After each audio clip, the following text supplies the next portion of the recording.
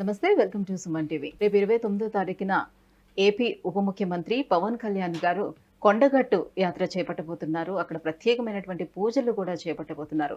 వారాహి దీక్షలో ఉన్నటువంటి పవన్ కళ్యాణ్ గారు కొండగట్టు యాత్ర చేస్తున్నారు. సో అదొక సెంటిమెంట్ గా ఆయన ఫీల్ అవుతూ వస్తున్నారు మొదటి నుంచి కూడా. సో ఇదే అంశంపై మాట్లాడడానికి మనతో పాటు ఉన్నారు ప్రముఖ రాజకీయ విశ్లేషకులు చందు శ్రీనివాస్ గారు. Hello sir. హలో అండి. సార్, మొత్తానికి రేపు 29వ తారీఖున కొండగట్టు యాత్ర చేస్తున్నారు. ఏంటి, దీక్షలో ఉన్న కారణంగానే ఈ యాత్ర చేస్తున్నారా, లేకపోతే ఆయనకి ఇది మొదటి నుంచి కూడా ఒక సెంటిమెంట్ గా అనేది వస్తుందా? మొదటి నుంచి పవన్ కళ్యాణ్ గారి సెంటిమెంటే. అంటే తన రాజకీయ జీవితం స్టార్ట్ అయినప్పటి నుంచి కూడా అతను ఆంజనేయ స్వామి అన్న అక్కడ ఒక ఇన్సిడెంట్ జరిగింది, కరెంటు తీగలకి తగలటం.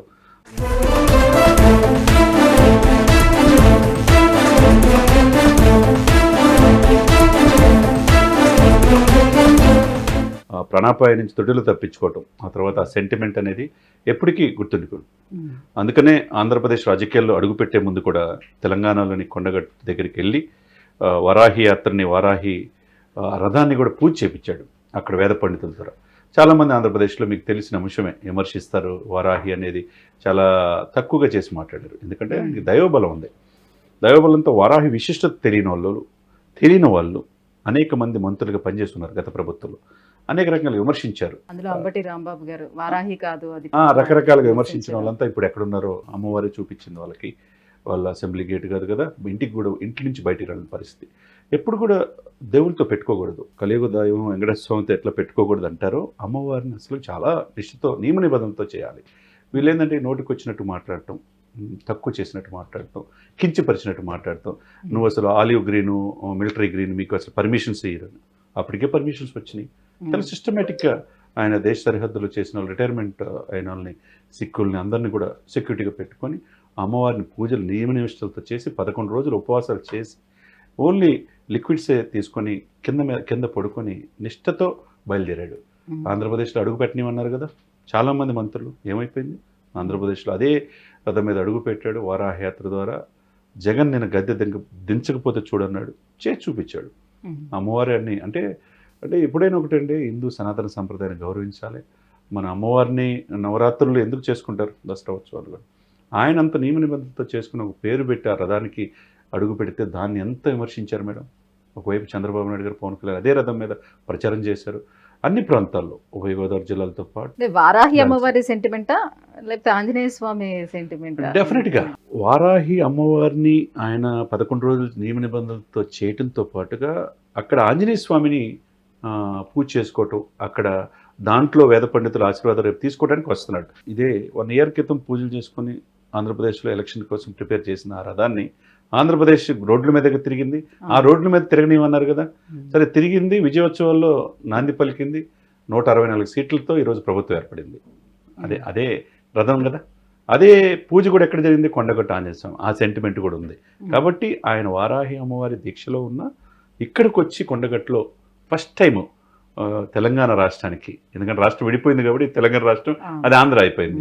ఉప ముఖ్యమంత్రి హోదాలో 5 కీలకమైన శాఖలకి మంత్రిగా ఉప ముఖ్యమంత్రి హోదాలో తెలంగాణ రావటం, తెలంగాణ ప్రభుత్వం కూడా సాదర స్వాగతం పలకటానికి సిద్ధమైపోయింది. అదేవిధంగా ఇక్కడున్న అధికారులతో పాటు ఫ్యాన్స్, ఇక్కడ తెలంగాణలో ఆంధ్రప్రదేశ్లో ఎలా ఉందో ఫ్యాన్ బేస్ తెలంగాణలో కూడా స్టూడెంట్స్ కావచ్చు, అనేక మంది ట్రైబల్ ఏరియాలో చాలా వాటిలో ఆయన వాటర్ కూడా లేని ప్లేసుల్లో ట్రైబల్స్కి బోర్లు వేయించాడండి సొంత డబ్బుతో.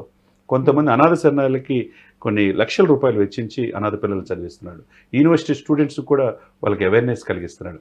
కాబట్టి తెలంగాణలో ఎక్కువ ఫ్యాన్స్ ఉన్నారు. కాబట్టి తెలంగాణలో ఉనికిలో మిగతా పార్టీలు టీడీపీ పోటీ చేయకపోయినా, వైసీపీ పోటీ చేయకపోయినా 8 నియోజకవర్గాలు పోటీ చేస్తున్నాడు. అంటే పార్టీకి ఒక ఇదనేది ఇప్పటికీ బేస్ ఉంది. కాబట్టి వాళ్ళు కూడా స్వాగతం పలకడానికి రేపు భారీ ఏర్పాట్లు చేసుకుంటున్నారు. ఫస్ట్ టైం అడుగు పెడుతున్నందుకు ఇక్కడ అధికారులు కూడా ఆంధ్రప్రదేశ్ ఉప ముఖ్యమంత్రి స్వాగతం పలకడానికి ఏర్పాట్లు చేస్తారు. అంటే కేవలం ఆయన్ని సేవ్ చేశాడు దేవుడు అనే దాంతోటే సెంటిమెంట్ గా ఏర్పరచుకున్నారా, లేకపోతే వాళ్ళ ఫ్యామిలీ మెంబర్స్ అందరూ కూడా మొదటి నుంచి చిరంజీవి గారు ఆంజనేయ స్వామి భక్తులు, రామ్ చరణ్ ఆంజనేయ స్వామి భక్తులే కదా. సో ఫ్యామిలీకి ఒక కులదైవంగా ఆంజనేయ స్వామిని పూజించడం ఆచారంగా వస్తుంది. కులదైవమే, ఎందుకంటే పవన్ అనే పేరులో కూడా ఆంజనేయ స్వామి ఇది ఉంది. ఆయన మొదటి నుంచి కూడా రామ్ చరణ్ అన్న వీళ్ళందరికీ కూడా, చరణ్ బాబు అందరికీ కూడా ఆంజనేయ స్వామి వాళ్ళ ఇలవేల్పు ఆంజనేయ స్వామి. ఆంజనేయ స్వామి వాళ్ళకి ఇలవేల్పుగా కొలుస్తారు. పాట చాలా పరవశించిపోతారు వాళ్ళ ఫ్యామిలీ అంతా. దాంట్లో భాగంగానే ఆయనకి మొదటి నుంచి కూడా దైవభక్తి ఉంది, దైవ బలం ఉన్నది. కాబట్టి ఈ రోజున అన్ని రోజులు నియమ నిబంధనలతో చేయడంతో పాటు ఆ వారాహి అమ్మవారు విజయం సాధించిన భాగంగా కొండగట్టుకి పూజలు చేసుకోవడానికి వస్తున్నాడంటే తెలంగాణ ప్రజలందరూ కూడా ఎదురు చూస్తున్నారనమాట ఇంత సెంటిమెంట్ని ఇక్కడ తీసుకోవడం. మీరు ఆంజనేయ స్వామి భక్తులనే కాకుండా అండి, గెలుపు అనేదే కాకుండా ఆయన మొక్కున్నాడు. ఆ రోజున ఆంధ్రప్రదేశ్లో అడుగుపెట్టే ముందు ఆ వారాహి వాహనం తీసుకెళ్ళి కొండగట్టు ఆంజనేయ స్వామి దగ్గర మొక్కున్నాడు. కాబట్టి ఆ మొక్కు తీర్చుకోవడం భాగంగా కొంతమంది మర్చిపోతారు, విజయోత్సవంలో భాగంగా తర్వాత చేసుకోవచ్చు అనుకుంటారు. కానీ ఏది కూడా ఆయన మర్చిపోవట్ల, ప్రతిదీ కూడా సిస్టమేటిక్గా వెళ్తున్నాడు. ఒకవైపు రివ్యూలు, రోజుకు 10 నుంచి 15 గంటలు రివ్యూలు చేస్తాడండి ఆఫీసర్లతో. మనం ఎప్పుడైనా చూసామా? ఏ మంత్రి కూడా అట్లా చేయలే. ఒకవైపు పార్టీ ప్రక్షాళన చేసుకున్నాడు, ఒకవైపు కార్యక్రమాల్లో పాల్గొన్నాడు చంద్రబాబు నాయుడు గారితో పాటు, ఒకవైపు దైవభక్తి, అన్నీ కూడా కలిపి ఈ రోజున మంచి సుపరిపాలన అందించడానికి పుట్టుమని 4 రోజులు కూడా కాలా ఇంకా పరిపాలన మీద పూర్తి దృష్టి పెట్టి అట్లా వెళ్తాం అనేది ఆంధ్రప్రదేశ్లో అందరూ కూడా ఆశ్చర్యపడుతున్నారు. ఎందుకంటే ఈయన అసెంబ్లీ గేటు తాకనివన్నారు, ఎక్కడ గెలవలేరన్నారు, ఒక ఎమ్మెల్యే కూడా కాదన్నారు, అనేక వ్యక్తిగత విమర్శలు చేశారు.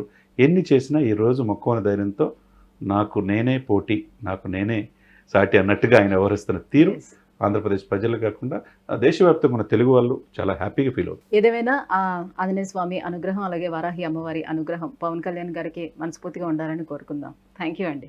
సుమన్ టీవీలో మీ పర్సనల్ అండ్ బిజినెస్ ప్రమోషన్స్ కోసం కింది నెంబర్కి కాంటాక్ట్ చేయండి.